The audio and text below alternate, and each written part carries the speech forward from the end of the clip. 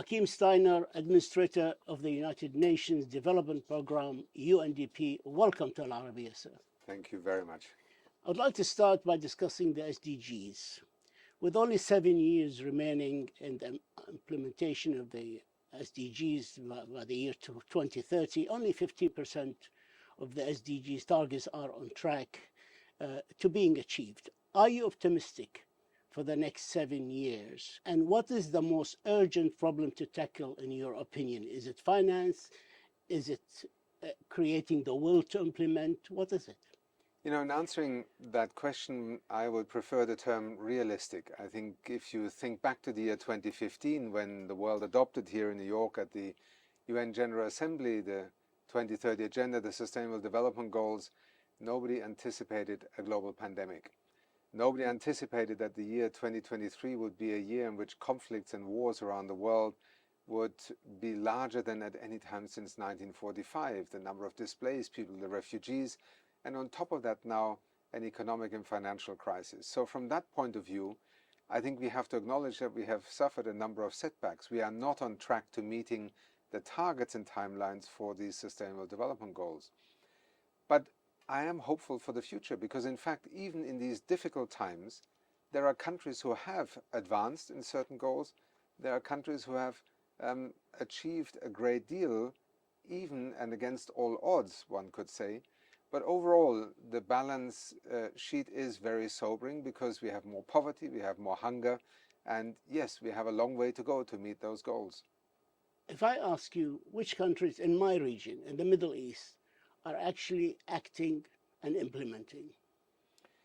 But it's difficult to single out countries overall. I think what we have learned, and particularly in the UNDP SDG Insight reports we released last week for 95 countries, quite a number of which are also in the Arab region, in the Middle East.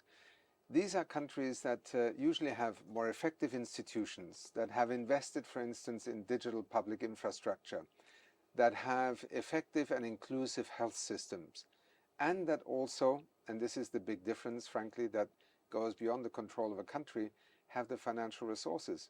Within an Arab region, there are countries that have been able to weather the storm of the pandemic and even now of the international financial markets relatively well because they have the financial means with which to put in place stimulus packages, social safety nets.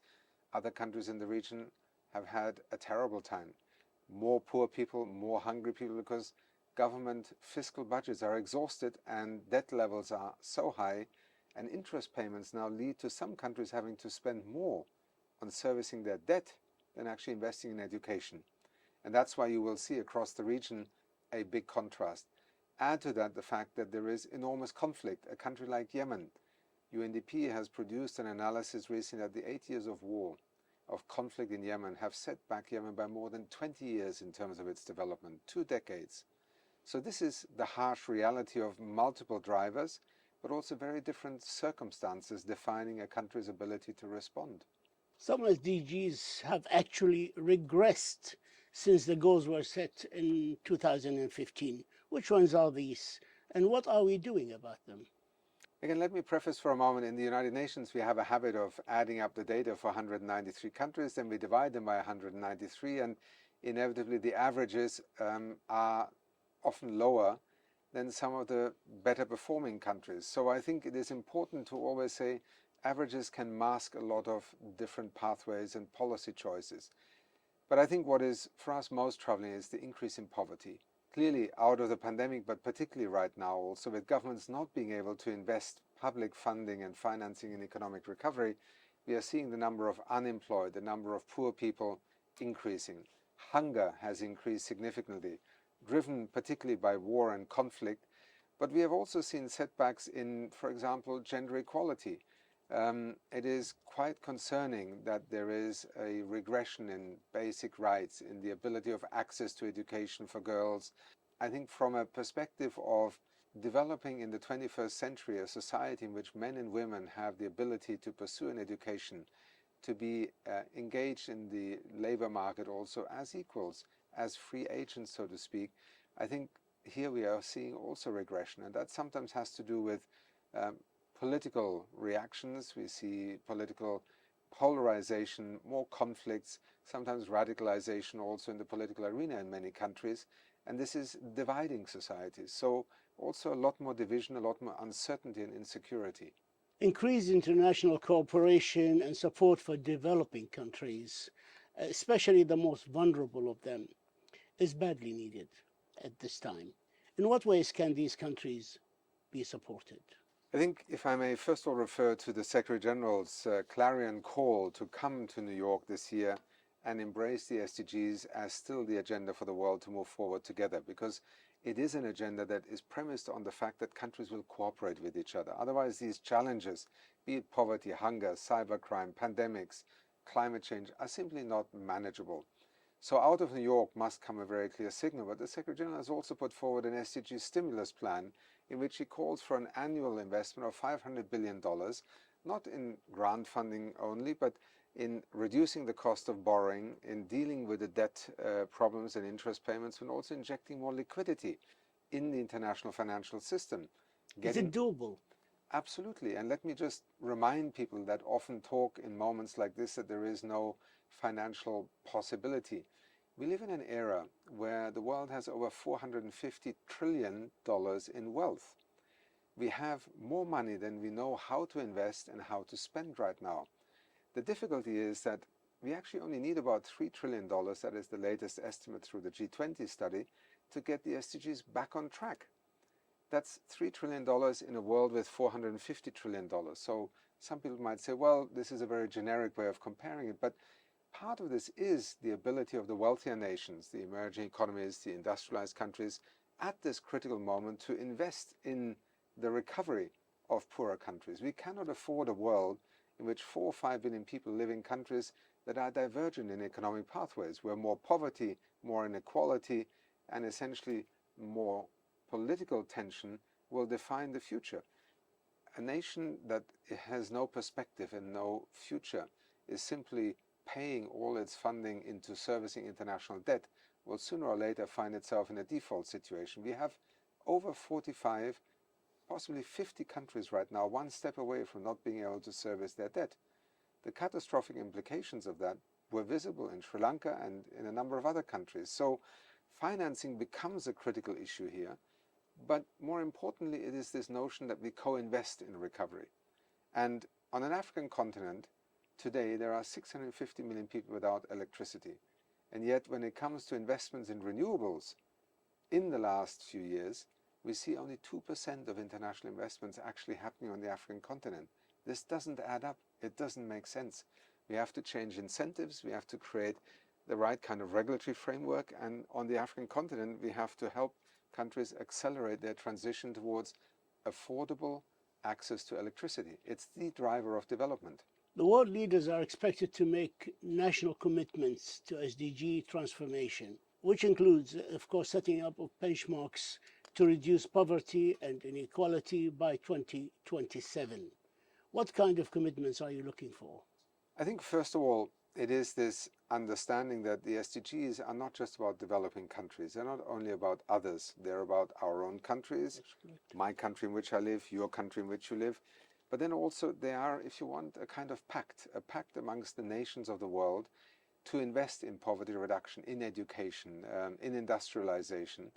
And the commitments that we are looking for here are, first of all, commitments that show that national policies, national budgets are actually aligned with achieving the Sustainable Development Goals. And then organizations like UNDP can work alongside government, as we did with Mexico, as we did with Uruguay, and many other countries to, for example, assist them to go to the financial markets with SDG bonds.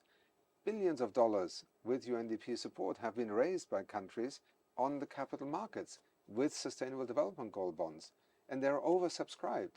This is a way also in which countries can finance their recovery, but they need to be committed to investing in areas that relate to either an energy transition, poverty reduction, or greener industrialization. And I think this is where the Secretary General has invited leaders to come to New York and say, please show us with your leadership that this is doable and that it will be done. And just a few weeks ago, I attended the Africa Climate Summit in Nairobi, Kenya. It is very interesting to see how on the African continent, thinking about the future is inextricably linked to the phenomenon of climate change as a threat, not caused by Africa, but putting Africa in the front line of being a victim. But Africa now is saying we can't wait for others to do something for us. We have to look at our own response to climate change, adaptation to more and more extreme weather events, investment in cleaner energy, green industrialization. These are the sorts of choices that the Secretary General is inviting leaders to bring to the summit here. In the declaration of the SDG summit, which is a precise political declaration, are there penalties for countries that come short in implementation or don't implement? Not penalties that are imposed by the United Nations. We are never an organization that is meant, when it comes to the development, sustainable development, to punish countries. But frankly, history will punish countries. This is the sad truth. Look at the news in the last 10 days. Look at the cost of inaction on climate change with all these catastrophic events we have seen just in the last 8 days across the world. It's history that is punishing us already today, sometimes for not acting on climate change, sometimes for ignoring poverty and inequality, and sometimes for ignoring the calls that have been there for many years to be better prepared for a pandemic. And yet we were still caught off guard when COVID-19 hit us. So no, the UN does not impose penalties, but the UN, for example, through the work that we do as UNDP, is available in 170 countries to support countries in their implementation of the Sustainable Development Goals. So it's an offer, in that sense, a carrot rather than a stick. You know, part of what we are struggling with right now is that this is a very difficult time for the world, but I would still say the future is hopeful. If you just think about the number of people who have access to the internet today. You know, in 2005, just 1 billion people. When the SDGs were adopted, it was about 3 billion people. We have just passed the 5.3 billion people mark. We have added, just in these first few years of the SDGs, another 2.3 billion people who have access to the internet.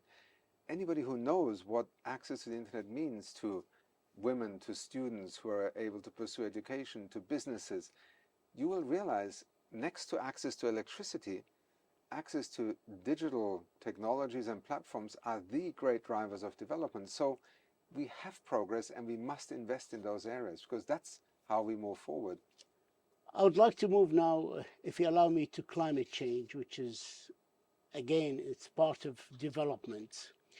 And it's actually the existential threat to humanity in the future. Why do you think member states do not seem to take climate change seriously enough? You know, I would argue that in the year 2023, we see more countries taking climate change more seriously than ever before. Not least because countries are living through the first generation of climate change impacts, no longer being scenarios that the Intergovernmental Panel on Climate Change is drawing up. They can see it happening to them. The cost of climate change in terms of natural disasters, sea level rise, extreme weather events is already reaching extraordinary proportions, never mind the human suffering it is causing. So the challenge in 2023 is not that climate change is not landing on the policy agendas, on the risk radars of companies. It's that our international cooperation platforms are struggling in the tensions that we have geopolitically, in the financial realities, but also in that expectation that those who historically have caused more emissions and still are amongst the wealthiest countries and the emerging economies who are now major emitters are reluctant to act as quickly as they're asking of developing countries, least developed countries, small island states to act. Just the frustration over, for instance, some countries asking of African nations, do not touch your oil and gas resources, while those very same countries are issuing record numbers of licenses for oil and gas exploration. This is what is causing tension, and I think what we have lost is the confidence in one another that actually we are able to walk with one another, secondly, help each other in making these transitions. But having said that, the reality is overtaking the politics. If you look at the Inflation Reduction Act in the United States now, $350 billion, the Green Deal with 800 billion euros in Europe, China, India, just the investments that are happening on energy transitions, investments in cleaner energy, the explosion of electric mobility, in terms of the transportation sector, then frankly speaking, I think we are advancing on an exponential curve. We are far behind where science needed us to be, but don't discount the ability of consumers, of voters, and of governments, and of industry and the private sector, making these transitions happen much faster than many believed. So it is a very disturbing moment. It is also a very disrupted moment in terms of global climate cooperation. But go anywhere in Africa today, go to Asia, go even in the Middle East, and go to Europe, Latin America, the Caribbean, the Pacific. Climate change is happening, and it is a very threatening phenomenon. Yes. On Wednesday, the 20th of September, the United Nations is holding a summit on climate change under the auspices of the United Nations Secretary General Antonio Guterres, and he called it Climate Ambition Summit. What are your expectations from this summit?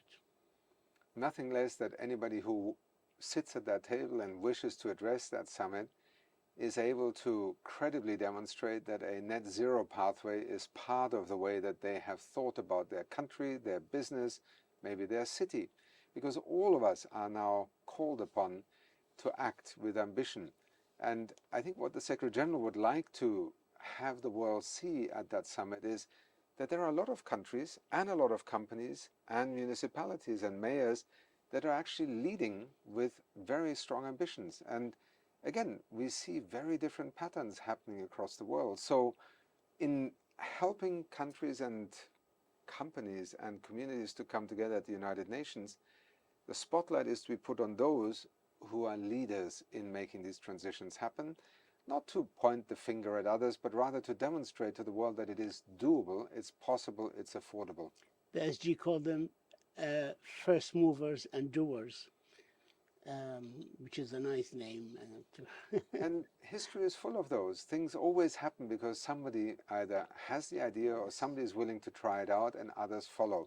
The problem with climate change is not that we cannot do it. The problem is that the pace of climate change is now so rapid that it is actually out of sync with our normal capacity to watch, observe, learn, and follow. And that is the greatest threat. Do you expect the climate summit to come up with an actionable plan that can be implemented, especially to unlock faster financing for developing countries in order to implement the SDGs?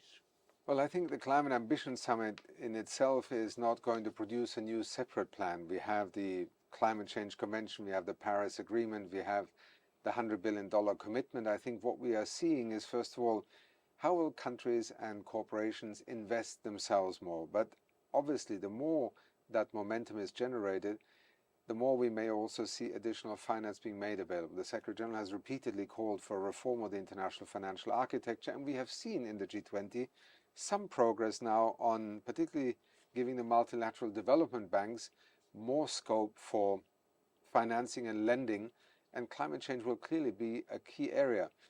But some people might also say, well, why climate change? Well, let's not call it climate change. Let's call it SDG 7, access to affordable and clean energy. Because if you enable, for example, regions such as the Sahel to have access to affordable clean energy, you're going to reduce poverty. You're not going to spend as much money on security, fighting political extremism, and therefore are able to invest in development. So we have both the need for more funding and finance, but we also have to trigger with that if you want a more conducive environment for development to advance. Poor people, hungry people cannot think about after tomorrow. Climate change requires wisdom. We have to invest today in order to avoid a catastrophe tomorrow. These are the realities that particularly in UNDP today, we are daily addressing with the countries in which we work. Because if we only talk about climate change in the abstract, we will not be able to address the immediate survival needs: livelihood, agriculture, food production, access to electricity, digital infrastructure. Those are key drivers for economic recovery, and they are, in a sense, compatible with a decarbonization pathway for development. That is the pathway that the United Nations, experts across the world, and we in our daily work are focused on. Time is catching up with us. My last question is about the 1.5 degree centigrade limit. The world now is about 1.15 centigrade degrees above the pre-industrial average, dangerously close to the 1.5 degrees limit. World leaders agreed that limit 1.5 in 2015 agreement. The Secretary General said it can still be done. Do you agree with him? Yes, as a matter of possibility, absolutely. I mean, we can do remarkable things, and many people have often questioned that, can we really decarbonize our electricity system, our transport system? All the predictions, for instance, of international agencies that were, predicting energy consumption and energy mixes for the last 20 years have largely gotten it wrong. We have seen a far greater and more rapid adoption of, renewable energy. It's now the cheapest form of electricity production in virtually every country of the world. We suddenly see electric mobility, and many of the premier car manufacturing companies in the world, simply dismissed it and thought, no, this will come maybe in 20 years. Suddenly, they see how consumers are switching. So I think what the Secretary General is trying to say is it is still possible. But what science is telling us, that it is becoming increasingly difficult to see that being possible, because what it comes down to is not technology, it's our economy. It's the kind of policies that governments are able to implement, and here we are almost out of time. Achim Steiner, Administrator for the United Nations Development Programme, the UNDP, we thank you for your insight. We thank you for this interview and wish you the very, very best of luck this week. Thank you, sir. Thank you so much. Thank you. Appreciate it.